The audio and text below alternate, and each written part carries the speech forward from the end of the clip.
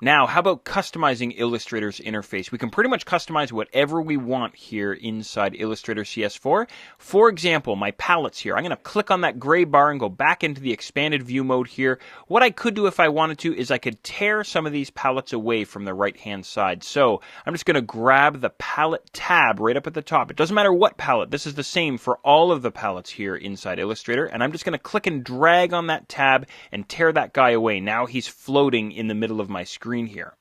I'll hit the X in the top right corner. That closes them out.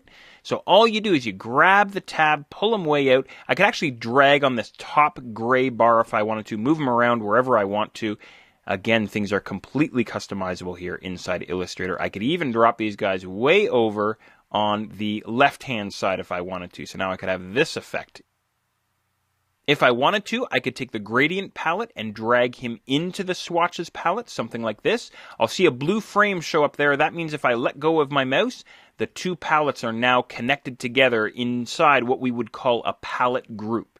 So the entire Illustrator interface is customizable here. I can rearrange things and sort things out however I want. Maybe I want to put symbols inside my stroke palette, for example, something like that, and move them down here.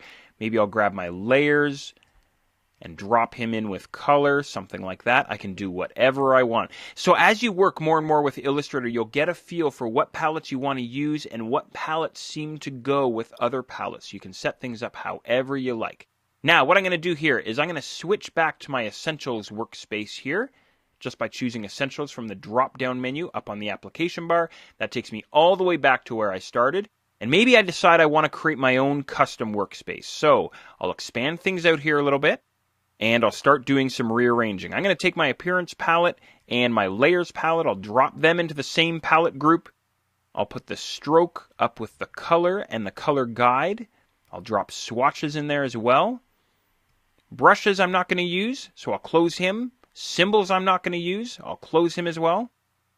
Gradient can go into the Swatches group up at the top. Transparency, I'll close him. So what I'm doing here is I'm sort of customizing things to my own personal taste. So I'm going to wind up with something like this. Wonderful. Now, this is how I want to keep Illustrator's interface. In other words, the next time I fire up Illustrator, I want it to look exactly the way that I've set it up here. So what I'm going to do is I'm going to save my layout. I'm going to save my workspace here, and that way I can retrieve it whenever I want. So how do you do that? Well, I'm going to head to my window menu here up at the top and down to Workspace, and then all the way down to Save Workspace. So I'll give my workspace a name here. I will click on OK. Now I'll see my workspace get added to the drop-down menu at the top. There he is there. So at any time, I can go and retrieve my saved workspace, and I'm right back to where I was. By the way, I should mention as well, any palettes that you close are available from the window menu way up at the top. For example, I had closed my Brushes palette quite a while back. There he is there. I can always go back and find my palettes underneath the window menu. Or I could choose a palette that's already hidden somewhere on screen, and that'll bring it to the front of the palette group, ready for use.